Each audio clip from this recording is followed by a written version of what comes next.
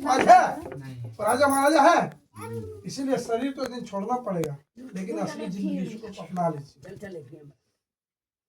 सुनिए, वो ये आत्माएं मृत लोगों की आत्माएं नहीं है। जो भूत प्रेत होते हैं वो मृत लोगों की आत्मा ये नहीं कहता कि फलनमा दिल को मारी नदिया जो जल के उदन गिले कहले देखे तो हमें दिल के मारे, वो कोई नहीं मारता, वो पहले से ही मौजूद है। दुष्ट आत्मा और भूत क्या है, पहले से ही दुनिया में बहुत मौजूद है।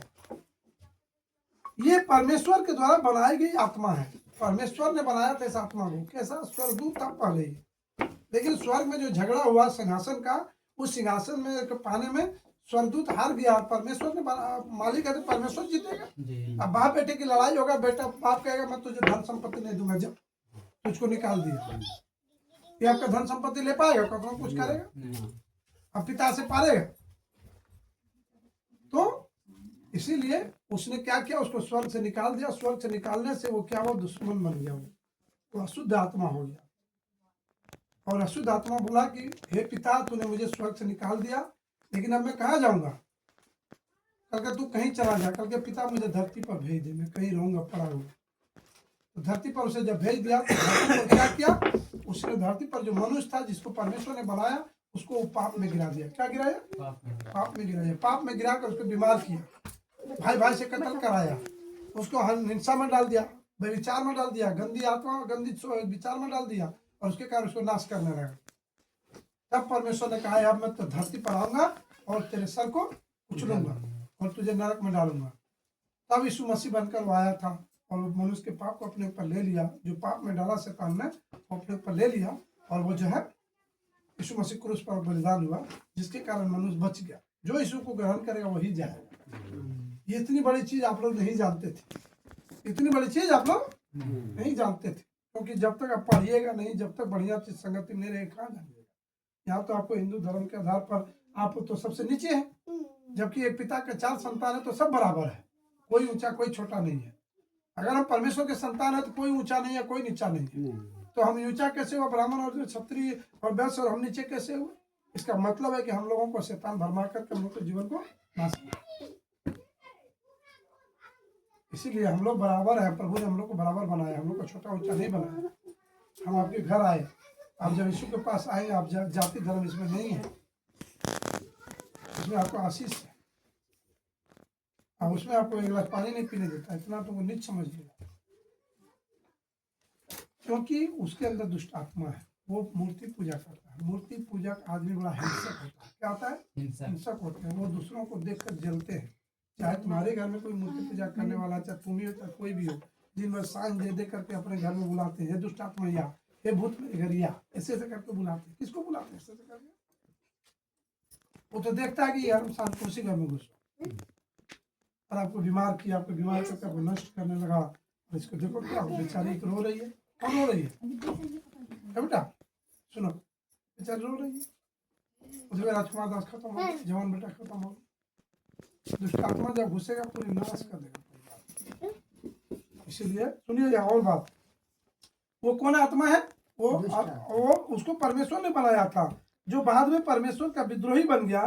प्रधान भूत शैतान है, प्रधान भूत शैतान है। इस भूत प्रेतों आत्माओं के शरीर नहीं है, इस भूत प्रेत और आत्माओं के शरीर नहीं है। इसलिए ये किसी दूसरे के शरीर में रहने के लिए इच्छुक रहते हैं।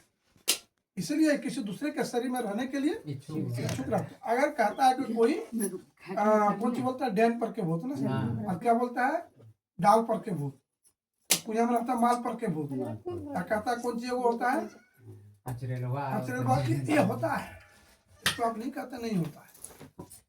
ये किसी शरीर को ढूंढता है, किसी घर को ढूंढता है, किसी जानवर को ढूंढता है, और उसके शरीर के अंदर कचरा कर देता है, उसके शरीर के अंदर कचरा कर देता है, उसको शरीर को पागल कर देता है, उसके शरीर के पेट से चोटते रहता है, कहीं वो तुमको खत्म करता है। क्योंकि जब तुमको तकलीफ होगा ना, तो परमेश्वर जो सृष्टि करता है स्वर्ग में, वो देखता है तो उसको तकलीफ होता है। लेकिन जब जानता है वो कि मैं भेजा था राधे दास को मुंशी के घर कि ताकि उसका घर बच, जब धर्म मुक्ति पाए, लेकिन उसने उसको ग्रहण नहीं किया, तो परमेश्वर भी कुछ नहीं ध्यान दिया। क्योंकि शैतान को भी उसी ने बनाया, स्वर्गदूत था तो वही बनाया। शैतान को अभी मार भी नहीं सकता, परमेश्वर शैतान को नहीं मार सकता, क्योंकि उसके लिए नर्क बनाया है। जब नर्क में उसको डालेगा, लास्ट में अंतिम लड़ाई होगा संसार में। क्या होगा?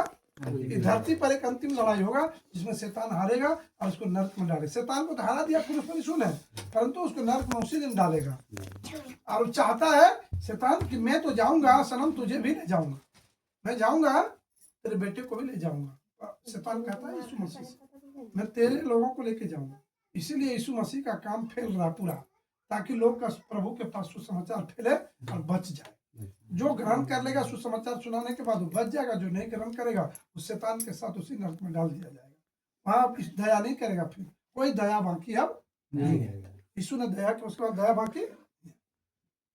दीदी हम आज सुंदर लग रहे हैं, कल गल चिपक जाएगा, कल एक ठोकर लगेगा, आँख कहना हो जाएगा। ये सुंदरता, ये शरीर, ये धन आज है कल नहीं है। लेकिन इसके अंदर जो आत्मा है, चाहे वो लंगड़ा हो चाहे लूला हो चाहे कोई भी, उसको पूछो उसकी आत्मा, जब हम उसको दुख देते हैं उसको तकलीफ होता है कि नहीं।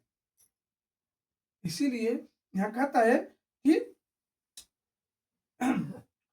इस भूत प्रेतों आत्माओं के शरीर नहीं है, इसलिए किसी दूसरे के शरीर में रहने के लिए इच्छुक रहते हैं। भूत प्रेत चतुर और शक्तिशाली होते हैं। क्या होते हैं?